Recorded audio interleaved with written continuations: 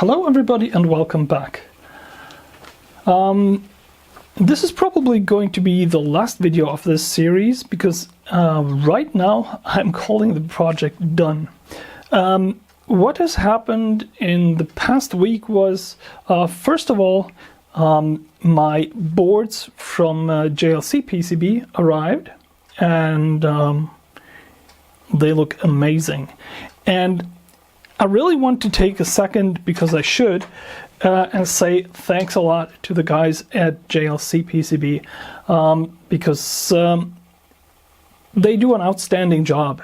This is far more than I get from any other company, and they're fast and they're spot on, and they provide help when you need it, and they're just really good.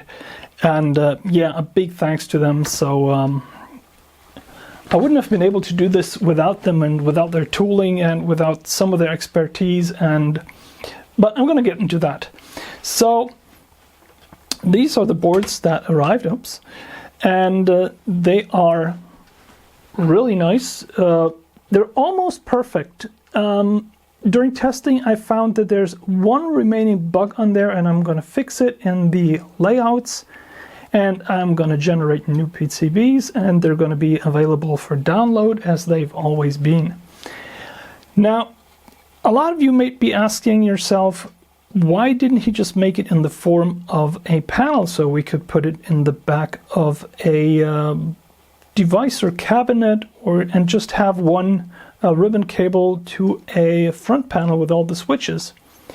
Well, basically this was just meant to be like a I don't know, Christmas project, and this is still just an experimentation device.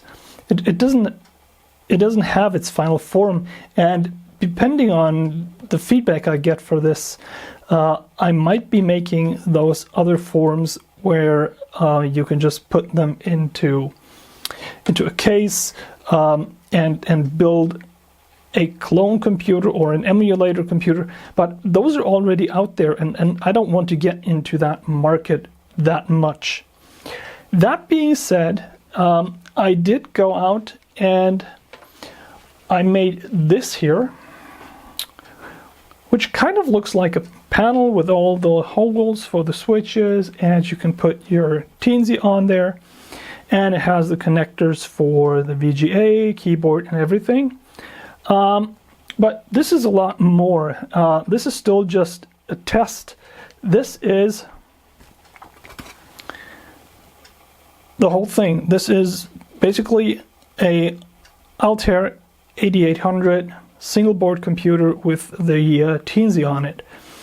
And right now, the software I have either runs on the simple module or this thing, but it needs to be configured, of course. Speaking of the software, I made some slight changes. That was the wrong way. And, well, you can see them here. First of all, this is now running off this single board computer, and you can see that when the screen is not in use, it displays everything that is on the LEDs and the position of the switches. I'm thinking of putting a small monitor program on it so you can start and stop software when it's needed, or just start stuff just from the board without the switches. Something like the turnkey monitor program, or something of that sort. I haven't decided yet, but I'm not quite sure where I want to go with this. Apart from that, everything is the way it's been before. We do have the debug port on the Teensy. We have one serial connection, which is unfortunately the chip that has two messed up wires, but even on the SBC boards that I have right now, this is a really easy fix, and it's even simpler to fix on these PCBs here, so it's not that bad.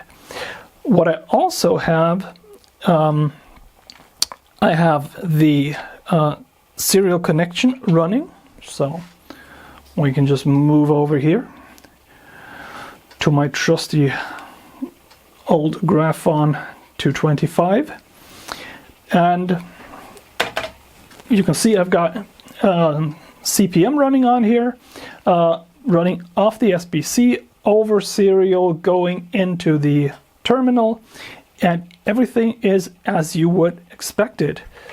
Performance is great. All the tools work with all the bells and whistles, and it is a really nice experience. It is very close to the original, which on a terminal with the emulated device is quite simple to achieve, but it's kind of a nice package all in one. So if we run stuff on there, it actually looks the way we're expecting it to look.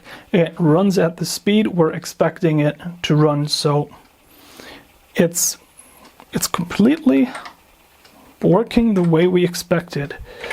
All the other things also work. I'm up to the point where if you were to use the VGA screen as a terminal, the monitor would just stop and go away, and it would relinquish control to the terminal.